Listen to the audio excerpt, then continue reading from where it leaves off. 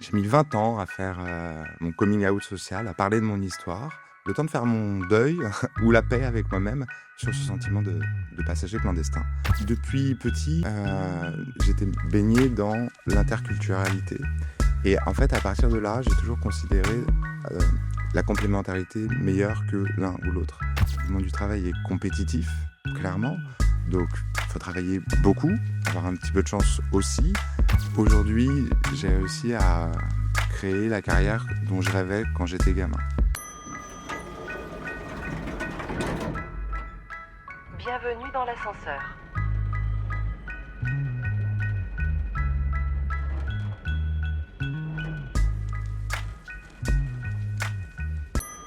Bonjour à toutes et à tous, je suis Anne-Cécile Sarfati, je suis journaliste, je suis l'animatrice et la productrice du podcast Bienvenue dans l'ascenseur.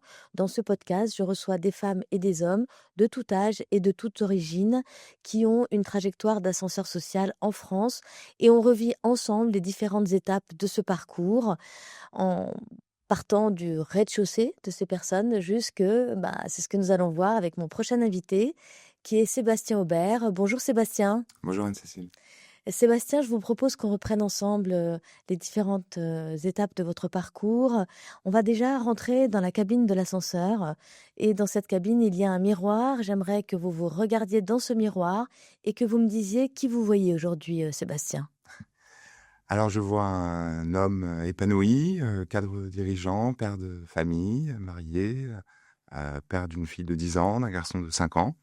Je vais avoir 42 ans la semaine prochaine et je suis directeur général, pour L'Oréal dans le cluster Adria-Balkans, basé à Belgrade, en Serbie. Alors on garde la métaphore de l'ascenseur. On va se placer au rez-de-chaussée de cet ascenseur.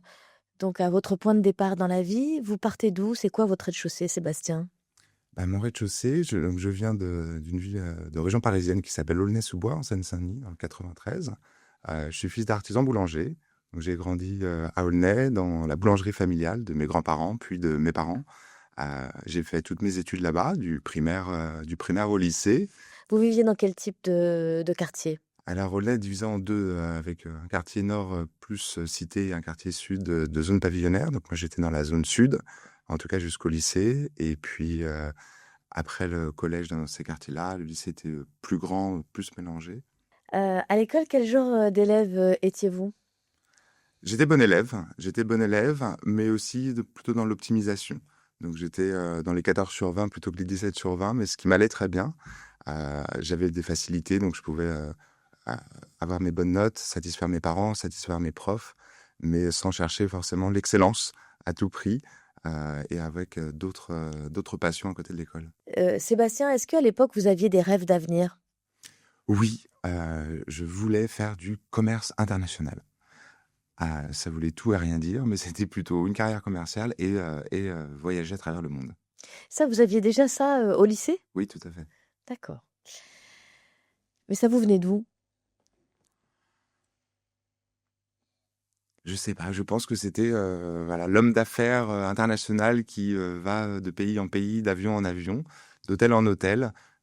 Très cliché, certainement, mais c'était mon type de vision de réussite. Est-ce que vous aviez, des références de séries, télé dans lesquelles vous voyiez ça ou de films? Non, pas spécialement, je pense que c'était mon image d'Épinal. Et votre lycée, était, classé en ZEP, ou en Oui, le REP ou? collège, lycée, à l'époque, s'appelait, ZEP, zone d'éducation prioritaire, avec, beaucoup de besoins matériels, beaucoup de besoins d'équipe pédagogique et quelque chose qui m'a marqué beaucoup, qui était la surpopulation de nos classes, principalement au lycée où on avait les classes entre 34 et 37, élèves, à chaque fois. Et comment ça se passait, vous nous avez dit, que vous étiez, bon élève, mais pas non plus, dans l'excellence.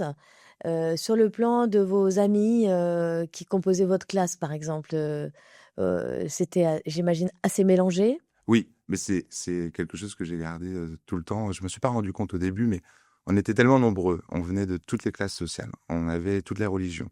On avait toutes les couleurs de peau et avec des classes aussi larges, on avait la chance aussi d'avoir, toutes les cultures représentées. Donc moi, c'est une période que j'ai beaucoup, beaucoup appréciée parce que j'ai beaucoup appris. On fêtait toutes les religions, on faisait Kippour, on faisait l'Aïd, on mangeait les gâteaux de toutes les familles le lendemain des fêtes religieuses. Mais c'était pas quelque chose de déterminant, c'était vraiment du vivre ensemble. Et ce que j'ai beaucoup apprécié, c'est que religion, couleur de peau, classe sociale qui était quand même mélangée au sein des gens de banlieue, des gens d'Aulnay, était pas le facteur déterminant. On appartenait tous à une tribu, on est dans les années lycée, donc il y avait la tribu des gothiques, la tribu des skateurs, la tribu des intellos. Et vous étiez où? Ah, moi j'étais dans les skateurs, rollers. D'accord. Et alors du coup, ces tribus alors, elles étaient comment? Enfin, Bah, c'était notre façon d'être ensemble, de faire des sous-groupes et surtout ces tribus étaient plus fortes que couleur de peau, origine ou religion, en tout cas à l'époque. vous dites que vous étiez bon élève, mais sans plus. Heu, Quelle était, l'exigence de vos parents par rapport à vos résultats scolaires? Ils étaient plutôt exigeants, mais très vite, en fait, mes parents m'ont donné, surtout à la fin du lycée, pour les premières orientations après lycée, après bac. On a fait un deal familial très rapidement et la proposition était la suivante. Continue tes études jusqu'à temps que tu y arrives. Le jour où tu n'y arrives plus, tu pars travailler. Ça peut commencer demain matin à la boulangerie, à 14 ans, ou ça peut être plus tard. Et en fait, ça a été mon fil conducteur depuis le collège, à travers le lycée, à travers mes études supérieures, de pousser, pousser, pousser au maximum, puisque le jour où ça ne marche plus, c'est travail et un travail à la maison déjà prêt, au cas où ça s'arrête tout de suite. Donc on va revenir sur la suite de vos études, mais pendant cette scolarité quand même relativement, bonne, que vous avez eue au collège et au lycée, vos parents, vous accompagnaient, pour vous aider dans vos devoirs? Oui, en fait, dans toute ma culture familiale, le travail a une place prépondérante. Je pense que c'est la valeur la plus haute, travail, famille. Et mon père travaillait 18 heures par jour. Et il Dans a la toujours boulangerie? dans la boulangerie. Mais ma vie personnelle était mélangée dans la vie de la boulangerie, puisque c'est là où j'habitais en même temps. Donc il n'y avait pas de séparation entre leur travail et notre vie. Donc tout était mélangé, mais le travail, du coup, prenait encore plus de place au sein de notre vie. Votre domicile était dans la boulangerie, Oui, tout à fait. physiquement? Donc c'est là où je passais mon temps, donc sans séparation. Et malgré les très longues heures qu'il faisait, il a toujours pris le temps de me faire réciter mes poésies le matin avant de partir à l'école. Et votre maman, elle faisait quoi? Et ma maman travaillait puis a rejoint la boulangerie en tant que conjointe collaboratrice. Donc c'est devenu la boulangerie familiale, comme mes grands-parents précédemment. Vous êtes fils unique? Je suis fils unique. D'accord. Alors si vous deviez retrouver le moment où, pour vous, l'ascenseur social a commencé à bouger, qui a appuyé sur le bouton? C'est vous ou c'est quelqu'un d'autre? Euh, Là où ça commençait à bouger, c'est au lycée. En fait, j'ai été repéré par ma prof de français sur les premiers tests d'évaluation d'arrivée en seconde. Et je sais pas, elle a détecté quelque chose dans mes écrits, dans ma façon de réagir, et elle a continué à travailler ça avec moi, me donner du recul sur ce que je valais, peut-être d'autres, et sur une première idée de potentiel. Et dans ce même lycée, en fait, cette prof faisait partie d'une équipe pédagogique extrêmement soudée. Tous étaient agrégés, tous étaient là par choix, c'est-à-dire qu'ils n'étaient pas imposés d'aller en ZEP pour eux, ils étaient en ZEP par choix et en montant leur équipe. Et alors du coup, qu'est-ce qui s'est passé avec cette professeure alors? Qu'est-ce qu'elle a fait? Elle vous a inclus dans un dispositif particulier à l'école, enfin au lycée? Comment ça s'est passé? Le fait de m'avoir dit que j'avais plus de potentiel si je travaillais plus à l'école, en fait, elle et l'équipe de profs de cette équipe pédagogique m'ont vraiment aidé à me facetter, à me développer et à commencer à prendre confiance en moi, plus que ce que je n'avais et pour m'expliquer que en fait, les études supérieures, c'était quelque chose de très naturel et qu'on allait commencer à travailler pour aller par là. Et c'est vrai que c'est la première fois qu'on me parlait d'études supérieures, puisque dans mon noyau familial, personne n'a été après BEP, CAP. Donc on reprend le parcours, Sébastien. Il y a l'ascenseur qui monte. Pour vous, à un moment, il y a les portes qui s'ouvrent au premier étage. C'est quoi le premier étage pour vous? Le premier étage pour moi, c'est Sciences Po Paris.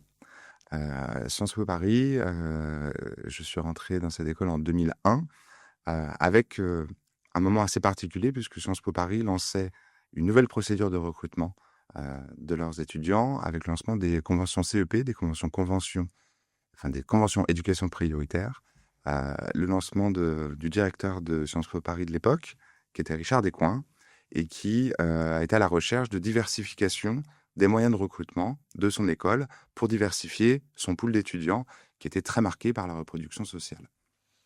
Et alors concrètement, comment, entre l'équipe, pédagogique dont vous nous avez parlé, au lycée et votre arrivée à Sciences Po Paris, qu'est-ce qui se passe là? Bah, c'est quelque chose d'assez extraordinaire parce que c'était le mariage de 2 choses qui ne s'étaient jamais rencontrées précédemment.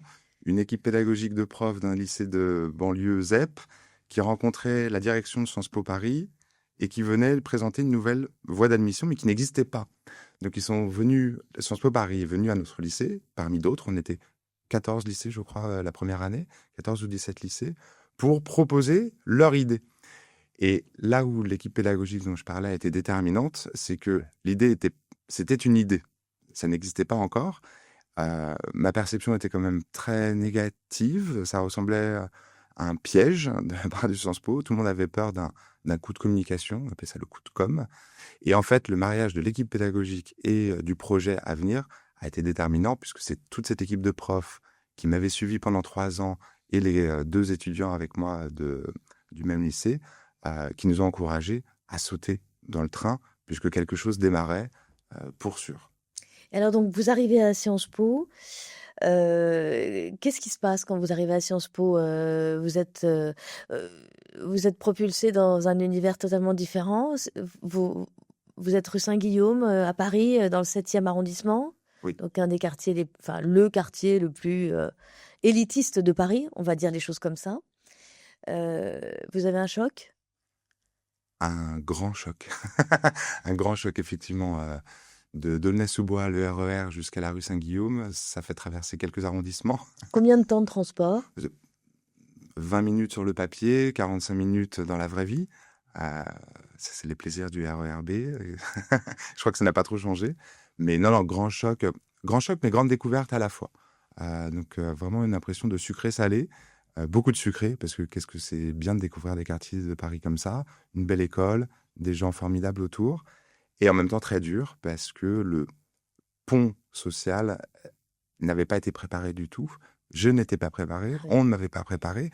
C'était la découverte, plus étant la première année des conventions CEP, le comité d'accueil journalistique, politique, sur un premier mouvement de sorte de discrimination positive en France, avait fait beaucoup, beaucoup de bruit. Donc en plus du choc des codes sociaux de l'univers, j'ai aussi dû affronter un choc médiatique qui était pour le coup inattendu et pour lequel je n'étais absolument pas préparé. On va en reparler de ça. Heu, Parlons maintenant de votre ascension dans la vie professionnelle. Est-ce qu'il y a des gens qui jouent un rôle déterminant pour vous aider, vous soutenir, vous encourager? Autrement dit, est-ce que vous estimez qu'il y a des gens à qui vous devez quelque chose? Alors oui, dans mon ascension professionnelle, en fait, L'Oréal est entré très rapidement. Donc c'est le second mariage après entre Sciences Po et L'Oréal, puisque une année plus tard, pour les mêmes raisons que l'ancien directeur de Sciences Po, Richard Descoings, avait ouvert ses procédures de recrutement à la recherche de diversification des profils, L'Oréal ouvrait le même pan pour les mêmes raisons.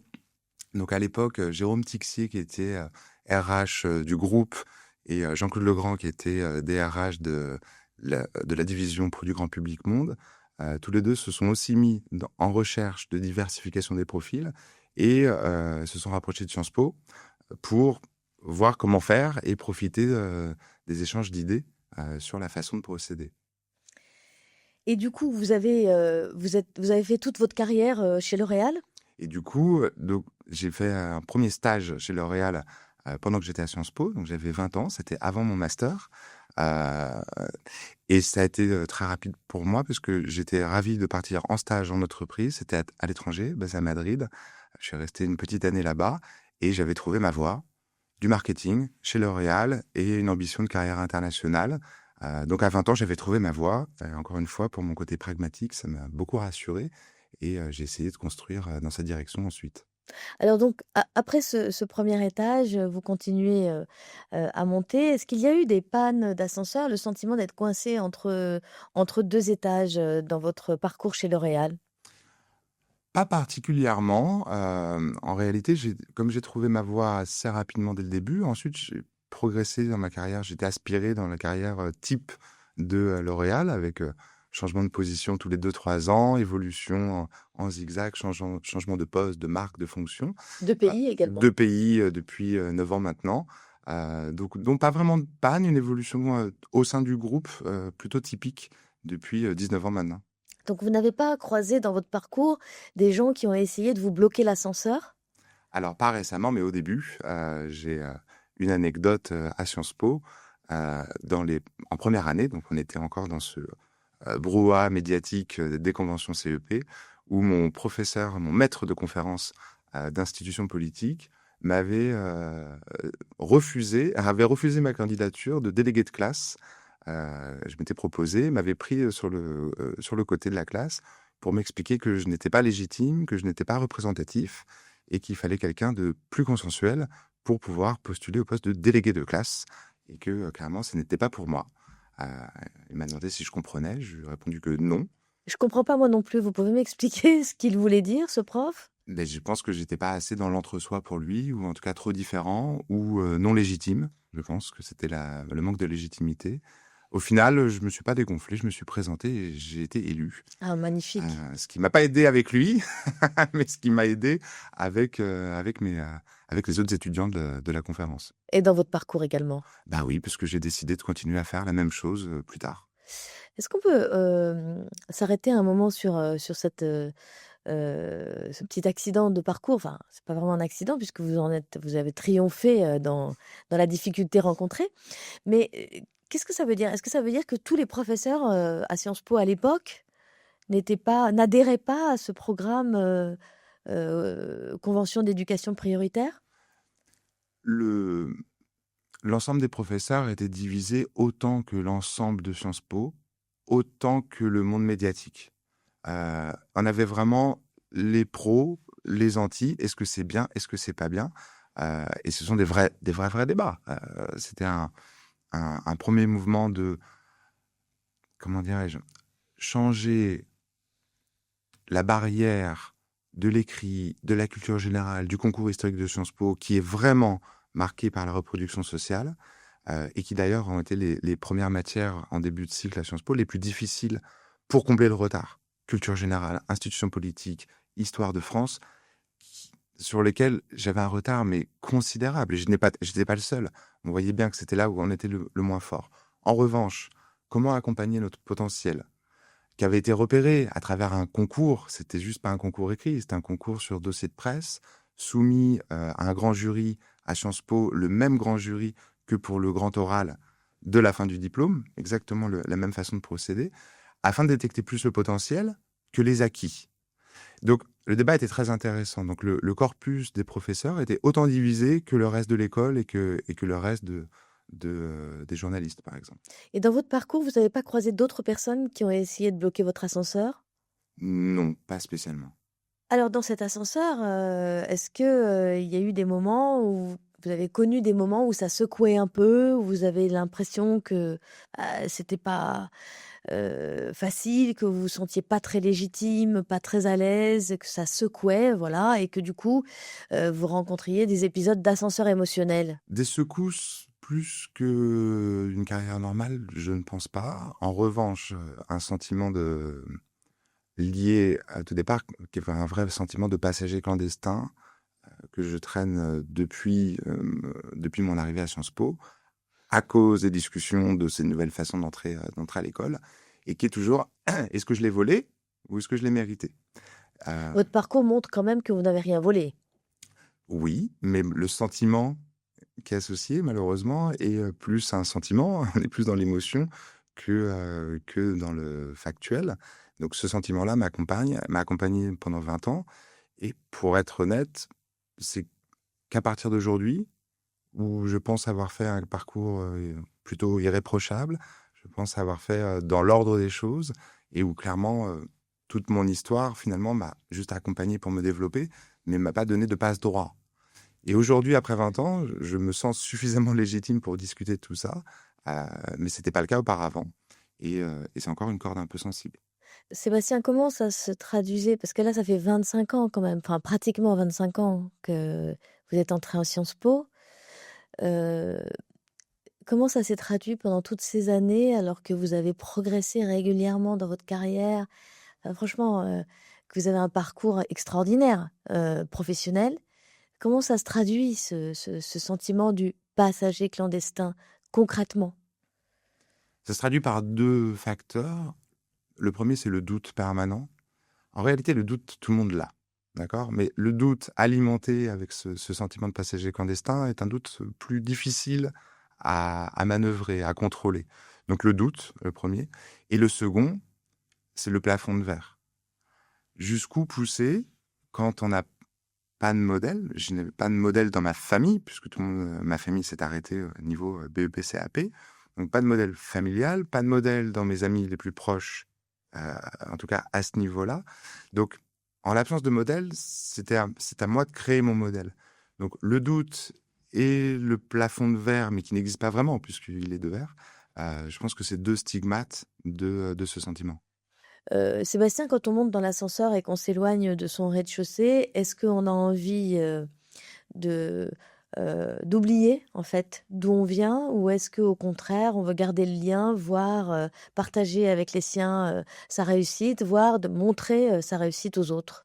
Depuis petit, j'étais baigné dans l'interculturalité et en fait, à partir de là, j'ai toujours considéré, heu, la complémentarité meilleure que l'un ou l'autre. Je m'explique. Chaque chose que j'ai découverte, je l'ai toujours rajoutée à ce que je connaissais déjà. Donc l'entrée à Sciences Po est venue en plus de ce que je connaissais déjà. J'ai jamais mis en tension les 2. Jamais, pour plusieurs raisons. La première, c'est que j'habitais toujours à Aulnay pendant toutes mes études à Sciences Po. Ça dure combien Sciences Po? 5 ans, la 3e année étant à l'étranger, donc je vivais à Madrid. Mais quand je suis revenu pour mon master, je me suis réinstallé chez mes parents et j'ai fait mon master depuis Aulnay. Donc j'ai gardé un pied d'un côté, un pied de l'autre pendant 4 années finalement physiques. Et vos copains, à l'époque, ils faisaient d'autres études que vous, d'autres parcours? Comment ça se passait avec eux? Et ben la même chose, complémentarité. Donc j'avais mes amis d'enfance de ma ville que je voyais toujours, le week-end principalement, mes nouveaux amis autour de Sciences Po que je voyais principalement la semaine, mais ils se sont pas jamais vraiment rencontrés. C'est vrai que j'ai plutôt cloisonné, mais pas abandonné l'un pour l'autre. Ça m'est jamais venu à l'esprit et ma base d'amis proches est restée d'ailleurs jusqu'à aujourd'hui. On partage les mêmes valeurs et c'est eux qui ont toujours été les garants de cette te la raconte pas. T'es à Sciences Po, t'habites à Aulnay, te la raconte pas. Et en fait, c'était pas facile tous les jours, mais aujourd'hui, avec le recul, je les remercie énormément parce que je pense qu'ils m'ont vraiment aidé à justement cloisonner, compartimenter, mais ne jamais abandonner. Mais vous auriez été tenté, vous pensez, de pour le dire vulgairement, vous la péter? Oui, mais en fait, j'aurais pas pu me payer suffisamment de café rue Saint-Guillaume, donc je pouvais pas me la péter beaucoup dans le 6e arrondissement pour des raisons financières. Donc oui, ça aurait pu être possible. Pourquoi? Parce que c'est justement un entre-soi, qui aspire, qui vous aspire? Bah, parce qu'un des 2 côtés est quand même plus confortable. Un des 2 côtés est quand même un peu plus brillant. Donc oui, quelque chose brille plus que l'autre, c'est plus facile de tomber de ce côté-là. Mais en revanche, encore une fois, le fait de jouer les 2 tableaux, je me suis toujours senti plus riche à jouer les 2 tableaux plutôt que d'en abandonner un pour l'autre ou ou de mettre un antagonisme entre mes 2 vies que j'avais pendant ce temps-là. Est-ce que vous retournez, souvent dans votre quartier à Aulnay, ou pas? Alors je l'ai fait, pendant toutes mes études, je l'ai fait pour, retourner voir mes parents qui habitent toujours là-bas. Moins maintenant puisque je suis expatrié depuis, 9 ans, maintenant. Donc c'est plus difficile pour moi d'y retourner, mais c'est pas par choix, c'est vraiment par distance, géographique malheureusement. Mais vous avez gardé le lien avec vos parents, avec vos amis d'enfance, toujours encore aujourd'hui? Oui, tout à fait, bah, je vais les voir d'ailleurs cette semaine. D'accord. Est-ce que, vous diriez que ça vous aide d'un point de vue managérial, cette richesse, d'une double culture finalement, d'une double culture sociale? Oui, je pense et je le découvre de plus en plus en ayant des équipes de plus en plus, larges, en termes de fonctions, larges, en termes de compétences. J'ai fait 15 ans de marketing, je suis en direction générale depuis 3 ans, donc je peux parler beaucoup plus facilement, je pense, que d'autres leaders, de mes représentants terrain jusqu'à, mon groupe, et mes grands patrons Et l'un ou l'autre me demande pas plus d'efforts. Donc je pense que cette versatilité vient aussi de la complémentarité de mes cultures et de mes rencontres à travers ma carrière. Alors, Sébastien, vous avez 2 enfants, vous êtes papa. Est-ce que ça compte le fait, qu'ils aient une vie très différente de la vôtre quand vous étiez enfant? Autrement dit, est-ce que le fait que vous soyez partis, bah, de beaucoup plus bas qu'eux, ça compte dans l'éducation que vous leur donnez? Oui. Anne-Cécile, pour le coup, c'est une question très difficile pour moi. Elle est très difficile parce que d'un côté, mes valeurs, le travail, le respect, ne pas se la raconter, sont des valeurs profondes que je partage d'ailleurs avec ma femme, qui a une autre histoire, mais qui partage aussi ses valeurs. C'est pour ça qu'on est mariés et qu'on est ensemble depuis si longtemps aussi. Donc d'un côté, certains comportements que je n'accepte pas, qui sont vraiment liés à ces valeurs dans leur ordre, et que je répète à mes enfants, de ne pas s'engluer dans du confort, de regarder autour d'eux, d'aller voir ceux qui ont moins, ceux qui n'ont rien, et d'accepter le fait que ça peut leur arriver aussi. Et ça, ils ne le savent pas parce qu'ils sont encore jeunes. Mais de l'autre côté, ils vivent depuis qu'ils sont nés dans une situation confortable, ils sont à l'abri, euh, ils voient moins le risque d'échec que moi j'ai pu voir tout autour de moi depuis gamin, depuis le collège où certains ont mal tourné, d'autres ont continué. Donc cette sélection à travers les étapes de la vie, ils l'ont pas vu encore aujourd'hui. Et j'ai pas encore trouvé la façon de leur trouver le bon point de tension entre les deux. Et donc, c'est une vraie question qui demeure, mais en tout cas qui est top of mind pour moi, parce que je pense que les valeurs restent, contrairement à une carrière, contrairement à... Enfin, la famille reste, le travail change, la situation sociale peut changer, dans un sens ou dans l'autre, mais pas le socle de valeurs, je pense. Est-ce que vous avez peur qu'ils aient pas la niaque, comme vous l'aviez? Oui, c'est l'une de mes plus grandes peurs, qu'ils estiment que tout tombe dans leur assiette. Et j'aimerais vraiment qu'ils aient la même rage de vaincre, peut-être plus édulcorée que la mienne, pourquoi pas, mais quand même comme un moteur de réussite pour aller chercher les choses et ne pas attendre qu'elles tombent toutes prêtes. Est-ce que, en fait, derrière cette peur, qu'il n'ait pas la niaque, vous craignez éventuellement qu'il puisse redescendre dans l'ascenseur social? Je crois que secrètement, je leur souhaite aussi. Ah bon? Bah oui, pour mieux remonter. Mais c'est un secret. Bah, maintenant ça va plus être un secret. Vous avez pris l'ascenseur social, Sébastien, mais on le sait, pour beaucoup, ça marche pas en fait, c'est difficile, voire impossible. Qu'est-ce qu'il faudrait changer à l'échelle d'un pays comme la France pour que des parcours comme vous deviennent banals? Je pense que le socle commun qu'on a tous au départ, c'est l'école. Comment ça se passe à l'école et à quel point l'école et les orientations, les discussions d'orientation, à quel point peuvent partager les mêmes règles du jeu pour tous. À l'école, tout le monde doit avoir sa chance, les orientations devraient être les mêmes pour tous et l'autocensure est encore trop forte. Elle était forte il y a 20 ans pour moi, où aller faire un IUT était le maximum qu'une conseillère d'orientation, qu'un conseiller d'orientation pouvait proposer. Ça, on peut le casser assez facilement, puisque c'est une histoire de projection. Est-ce que les élèves vont réussir ou pas? C'est l'étape suivante. Mais la première étape, elle coûte rien. Et je pense que partager ces règles-là, on peut vraiment collectivement améliorer. Et ça se passe à l'école, ça se passe assez tôt. On sait quand, c'est au niveau du lycée. Donc les règles du jeu, oui. Après, dans le monde du travail est compétitif, clairement. Donc, il faut travailler beaucoup, avoir un petit peu de chance aussi. Euh, mais une fois qu'on est lancé, je pense que c'est plus facile. La phase de lancement de la fusée est plus tôt. Et je pense que ce sentiment d'autocensure, l'école doit absolument le couper. Vous y êtes arrivé, ça a été difficile pour vous, mais vous montrez, que votre parcours, est possible. Si vous aviez envie de, transmettre à un jeune, qui souhaite prendre l'ascenseur, voir, ou que vous remarquiez sur ce jeune qu'il a des capacités de le faire et qu'il n'en est pas forcément conscient, qu'est-ce que vous lui diriez à ce jeune?